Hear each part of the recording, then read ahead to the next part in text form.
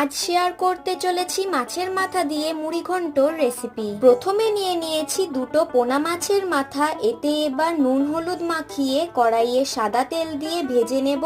মাছের মাথাগুলো কড়া করে ভেজে তুলে নিয়ে ওই একই তেলে দিয়ে দেব গোটা জিরে আর তেজপাতা। এবার এতে ডাইস করে কাটা আলু আর পরিমাণ মতো নুন দিয়ে ভেজে তুলে নেব।